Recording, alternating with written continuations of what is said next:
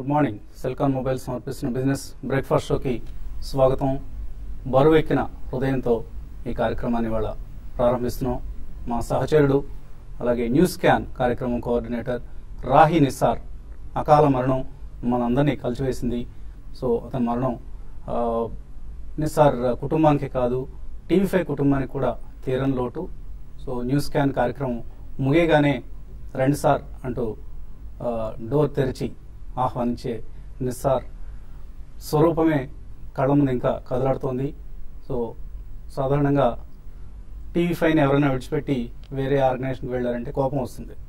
ఎందుకు ఇటువంటి పిచ్చి పని చేశారు, ఎందుకు వేరే ఆర్గనైజేషన్స్కి వెళ్ళి బాధలు పడతారు అన్న కోపం. సో అటువంటి కోపం నిస్సార్ మీద కూడా వస్తుంది. ప్రయాణాన్ని మాతో కలిసి సాగించాల్సిన ప్రయాణాన్ని మధ్యలోనే ముగించుకొని వెళ్ళిపోయిన నిస్సార్ పట్ల కోపం, ఆ కోపం నుంచి పెళ్ళుబుకుతున్న ఆవేదనతో అతని ఆత్మకు మనశ్శాంతి కలిగించాలని భగవంతుడిని ప్రార్థిస్తున్నాం. అలాగే అతని కుటుంబానికి కూడా మనోస్థైర్యాన్ని, నిబ్బరాన్ని భగవంతుడు అల్లా ప్రసాదించాలని కోరుకుంటున్నాం. ఇక స్టాక్ మార్కెట్స్ విషయానికి వస్తే, స్టాక్ మార్కెట్స్ ఏషియన్ మార్కెట్స్లో ప్రస్తుతం హ్యాంగ్సెంగ్ చాలా స్ట్రాంగ్గా ట్రేడ్ అవుతుంది. 28,405 400 పాయింట్ల లాభంతో ట్రేడ్ అవుతుంది. మన మార్కెట్స్ మాత్రం ఫ్లాట్గా ప్రారంభించేందుకు సిద్ధంగా ఉన్నాయి. ఇవాళ ట్రేడింగ్ సెషన్ 8357 దగ్గర ట్రేడ్ అవుతుంది. 4 పాయింట్ల నష్టంతో SGX నిఫ్టీ. సో మోడీ ప్రభుత్వానికి, మోడీ పాలనకు ఇవాళ ఏడాది పూర్తవుతోంది. సో ఇవాళ ఫైనాన్షియల్ దినపత్రికలు అన్నింటిలో కూడా ఏ ఇయర్ అండర్ మోడీ అన్న పేరుతో మార్కెట్స్ స్కోర్ బిజినెస్ స్టాండర్డ్ ఇస్తుంది. 6/10 10కి 6 పాయింట్లు మాత్రం ఇస్తుంది బిజినెస్ స్టాండర్డ్. అలాగే ఎకనామిక్ టైమ్స్లో సిఇఓలతో సర్వే జరిపారు. ఆ సర్వేలో యావరేజ్ రేటింగ్ మోడీ సర్కార్కు, మోడీ పాలనకు 7/10 కనిపిస్తోంది. సో లగే రహో నరేంద్ర భాయ్ అంటూ థమ్స్ అప్ ఫర్ మోడీ అంటూ కొంత ఎకనామిక్ టైమ్స్లో బెటర్ రేటింగ్ ఇచ్చారు. Business standard CEOs, business standard survey జరిపిన సిఇఓలు మాత్రం కొంత తక్కువ రేటింగ్ ఇవ్వడం చూస్తున్నాం. ఇక స్టాక్ మార్కెట్స్ విషయానికి వస్తే లాస్ట్ 2 ప్రభుత్వాలు అంటే UPA 1, UPA 2 ప్రభుత్వాలతో పోలిస్తే మోడీ వచ్చిన తర్వాత మనందరం అనుకుంటున్నాం చాలా బాగా పెరిగాయి మోడీ మీద ఆశలతో అని. కానీ 2009, 2014తో 2004తో పోలిస్తే ఈసారి మన మార్కెట్స్ అంతగా పెరగలేదని చెప్పుకోవాలి. ఎందుకంటే అప్పుడు నిఫ్టీ కావచ్చు, సెన్సెక్స్ కావచ్చు ఎక్కువ బాగా లాభపడిన సందర్భాలు అవి 2004లో, 2009లో కూడా. 2014లో ఫర్ ఇన్స్టాన్స్ మనం BSE 500 గెయిన్స్ చూస్తే 2004లో UPA ప్రభుత్వం వచ్చిన మొదటి ఏడాదిలో BSE 500 36% రేట్ని ఇచ్చింది. అలాగే UPA 2 2009లో వచ్చినప్పుడు మొదటి ఏడాదిలో BSE 500 27% రేట్ని ఇచ్చింది. వేరాజ్ 2014 NDA మోడీ సర్కార్ వచ్చిన తర్వాత BSE 500 జస్ట్ 17% రేట్ని ఇచ్చింది. సో మనం అనుకుంటున్న యుఫోరియా ఏదైతే ఉందో అది ఈసారి చాలా తక్కువగా ఉందని చెప్పుకోవాలి మోడీ సర్కార్ వచ్చిన తర్వాత ఏడాదిలో. సో అంతకుముందు మన్మోహన్ సింగ్ ఆధ్వర్యంలో వచ్చిన UPA ప్రభుత్వాల సమయంలో వచ్చిన స్టాక్ మార్కెట్ రిటర్న్స్తో పోలిస్తే. సో ఆల్ ఇన్ ఆల్ ఒక మిక్స్డ్ రిటర్న్స్ చూస్తున్నాం మార్కెట్స్లో. BSE 200 పెర్ఫార్మెన్స్ ఒకసారి గమనిస్తే గెయినర్స్ లిస్ట్లో Britannia industries top gainer. BSE 200లో 188% return ఇచ్చింది లాస్ట్ 1 yearలో. అలాగే స్పార్క్, సన్ ఫార్మాకి సంబంధించిన అడ్వాన్స్ రీసెర్చ్ కంపెనీ, ఇది 166% రిటర్న్ ఇచ్చింది. Eicher motors another top performer BSE 200లో 166% రిటర్న్. భారత్ ఫోర్జ్ 165% రిటర్న్ ఇచ్చింది. Page industries 158. ఇవన్నీ కూడా high priced stocks. For instance మనం ఇవాళ బ్రిటానియా షేర్ ప్రైస్ చూస్తే 2,500 రూపాయలు ఉంది. అలాగే ఐషర్ మోటార్స్ 19,000 రూపాయలు పైన ట్రేడ్ అవుతుంది. Bharat forge of course 1256.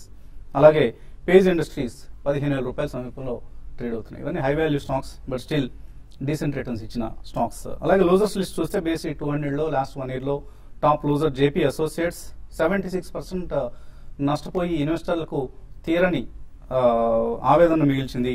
అలాగే JP power, another JP group stock 68% నష్టపోయింది లాస్ట్ 1 yearలో. GMR infra 56%, Jindal steel and power 54%, RCom 54% నష్టంతో BSE 200 టాప్ లూజర్స్ లిస్ట్లో ఉన్నాయి ఇవన్నీ.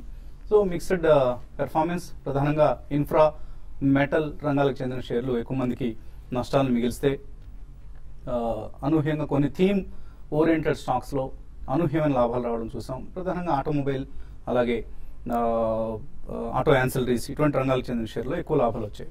So all in all second ఇయర్లో అడుగు పెడుతున్న మోడీ ప్రభుత్వం ముందు పనితీరు బాగా మెరుగుపడాలని, అలాగే రిఫార్మ్స్ ముందుకు తీసుకెళ్లాలని, స్టాక్ మార్కెట్స్లో అందరికీ చక్కటి రిటర్న్స్ రావాలని కోరుకున్నాం. మార్కెట్స్ పరిస్థితి గురించి మాట్లాడేందుకు మనతో అనలిస్ట్ సిద్ధంగా ఉన్నారు.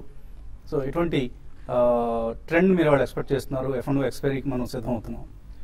మొట్టమొదటిగా మన ప్రేమైన మిత్రుడు నిసార్ లేకపోవడం అనేది చాలా చాలా బాధాకరంగా ఉంది. ప్రతిరోజు న్యూస్ క్యాన్ ప్రోగ్రామ్ అతనే ఆర్గనైజ్ చేసేవాడు. మేము కరెక్ట్గా 8:30 ప్రోగ్రామ్కి వచ్చేటప్పుడు 10 నిమిషాలు అతనితో కాసేపు మాట్లాడడం జరిగిన తర్వాతే మనం ఈ ప్రోగ్రామ్ కూడా ఆరంభించడం జరిగింది. అటువంటి ఒక మంచి వ్యక్తి మన మధ్య లేకపోవడం చాలా బాధాకరంగా ఉంది. My deep condolences to him అండి.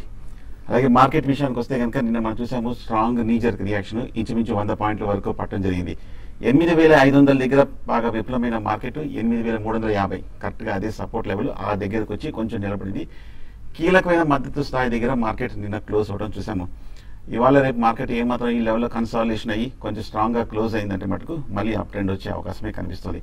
ఆన్ ద హోల్ టెక్నికల్గా చూస్తే కనుక మార్కెట్ పాజిటివ్గానే ఉందనుకోవచ్చు. ఎందుకంటే కీ మద్దతు 8,350 పైన నిలబడుతుంది కాబట్టి.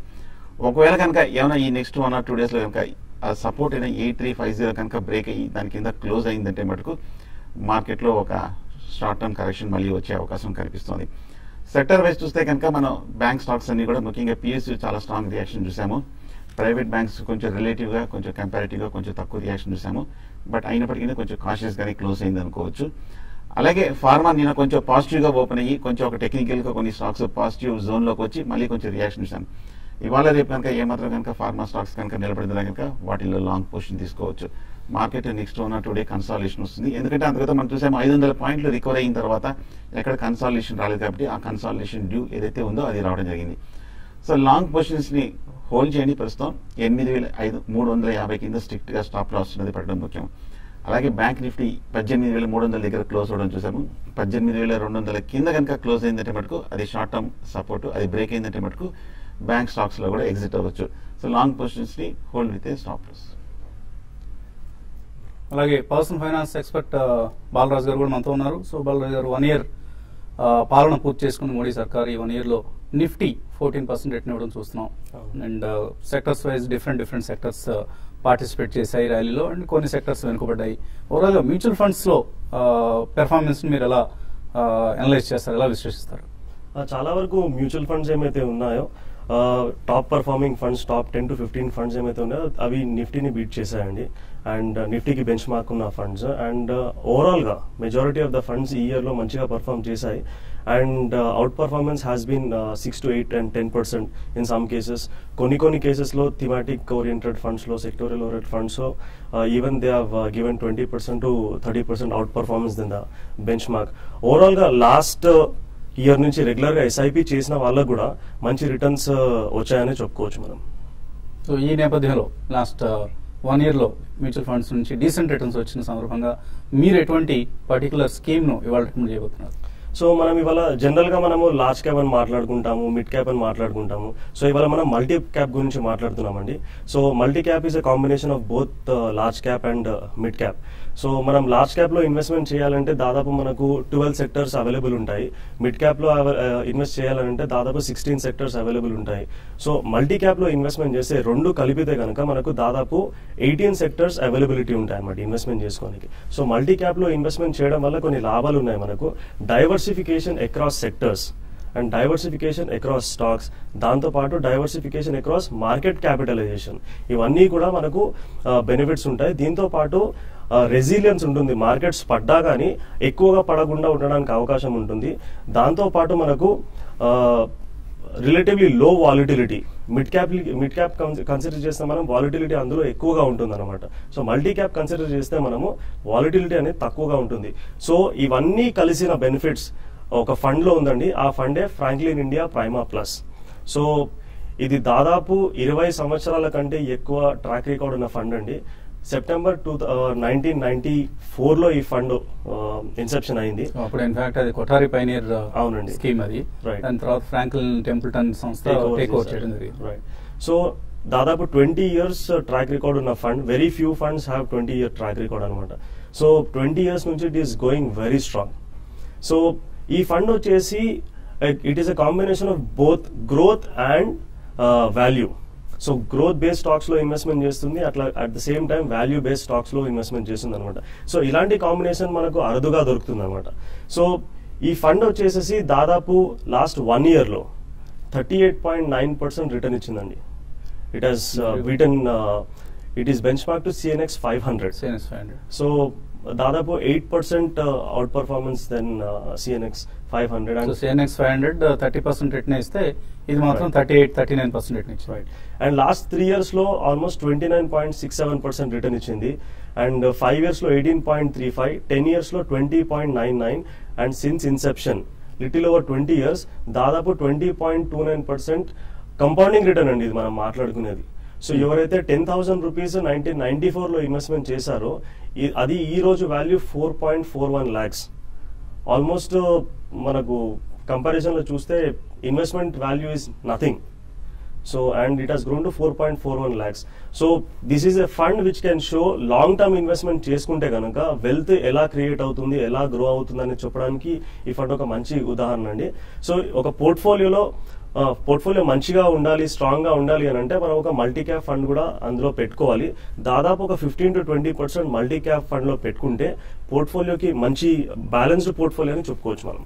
సో కొఠారి పైనీర్ కాస్త ఫ్రాంక్లిన్ టెంపుల్టన్ అయిన ప్రైమా ప్లస్ స్కీమ్ ను మీరు ఇవాళ రికమెండ్ చేస్తున్నారు. Right. For a balanced portfolio అంటే కొంచెం అగ్రెసివ్ గా వెళ్ళాలనుకున్న వాళ్ళకి మేబీ ఇది కొద్దిగా తక్కువ రిటర్న్ అనిపిస్తున్నాము, బట్ స్టిల్ ప్రతి ఒక్కళ్ళు అంతా మొత్తం 100% రిస్క్ తీసుకోలేరు కాబట్టి ఇటువంటి స్కీమ్స్ వాళ్ళ పోర్ట్ఫోలియోలో ఉండటం అవసరం. ఎగ్జాక్ట్లీ. అలాగే కొండూరు శివప్రసాద్ మన రెగ్యులర్ వ్యూయర్ మనం పంపిస్తుంటారు అప్పుడప్పుడు వరంగల్ నుంచి.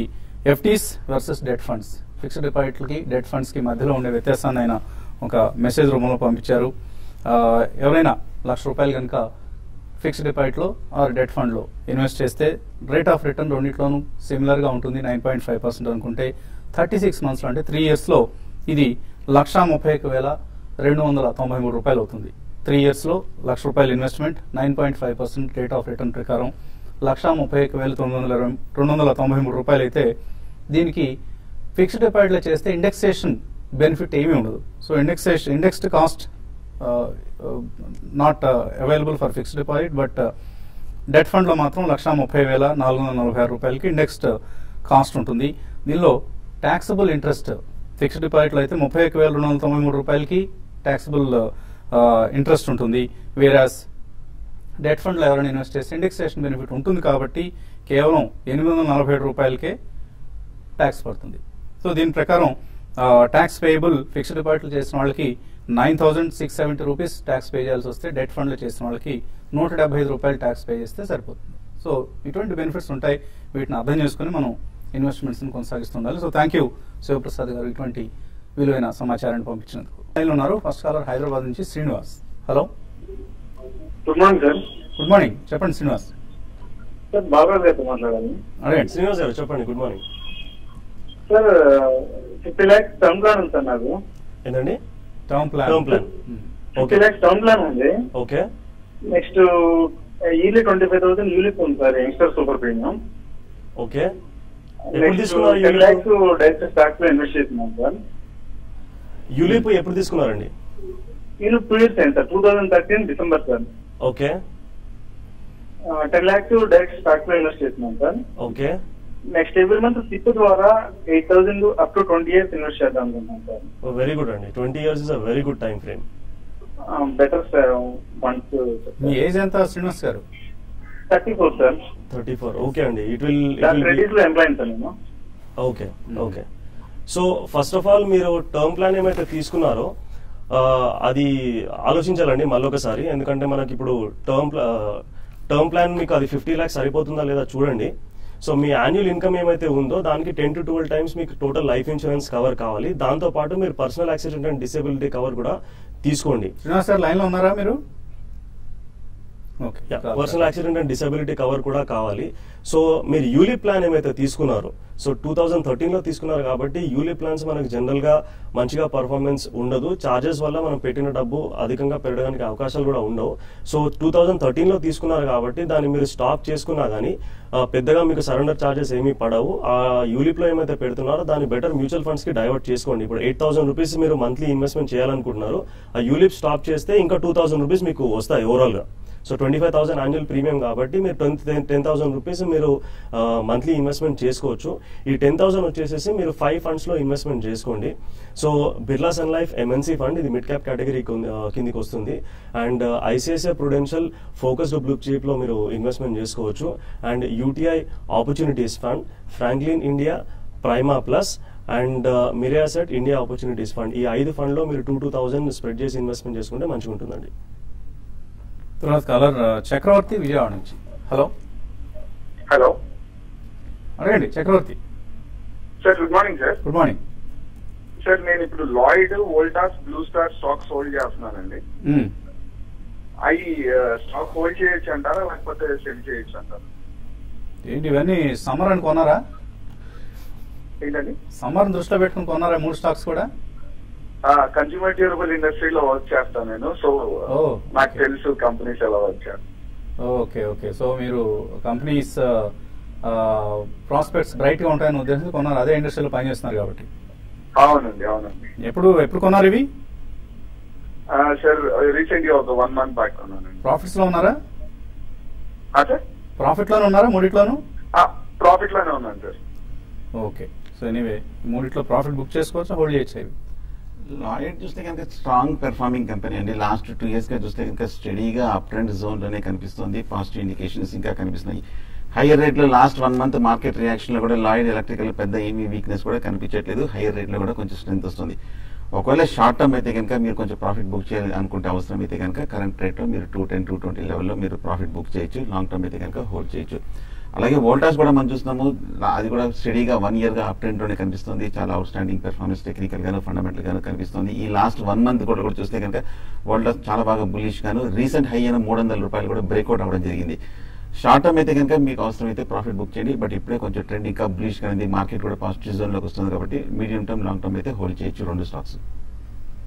ఏలూరు నుంచి గురు ప్రతాప్ రెడ్డి లైన్ ఉన్నారు. హలో నమస్తే గురు ప్రతాప్ రెడ్డి గారు, చెప్పండి. నిషాల్ గారి కుటుంబానికి ప్రేక్షకుల తరఫున మేము కూడా సంతాపం తెలియజేస్తున్నాం. థ్యాంక్ యూ అండి, థ్యాంక్ యూ. క్యాప్టెన్ తో కాసేపు ప్రోగ్రామ్ చాలా బాగుందండి, అది కంటిన్యూ చేయండి. తర్వాత బాలరాజ్ గారు నిఫ్టీని బీట్ చేసినటువంటి కొన్ని ఫండ్స్ ఉన్నాయన్నారు, కొంచెం దయచేసి ఆ ఫండ్స్ పేర్లు చెప్పేసండి. తర్వాత టెక్నికల్ గా అజ్మేరా రియాలిటీ, సంగం ఇండియా, ఇగరాషి మోటార్, ఈ షార్ట్ టర్మ్ కోసం ప్రెసెంట్ లెవెల్లో బై చేయండి. అజ్మేరా రియాలిటీ, ఇగరాషి మోటార్స్, ఇంకోటి ఏదన్నారు? సంగం ఇండియా అండి. సంగం ఇండియా. ఓకే సంగం ఇండియా. ఓకే. ముందుగా నిఫ్టీని బీట్ చేసిన నిఫ్టీ రిలేటెడ్ ఫండ్స్ ఏ ఉన్నాయి, స్కీమ్స్ ఏ ఉన్నాయి? నిఫ్టీ రిలేటెడ్ ఫండ్స్ అయితే మనకు ఐసిఐసిఐ ప్రుడెన్షియల్ డైనమిక్ ప్లాన్ ఉందండి. అది నిఫ్టీ బెంచ్ మార్క్ అయ్యింది and it has beaten Nifty by considerable percentage.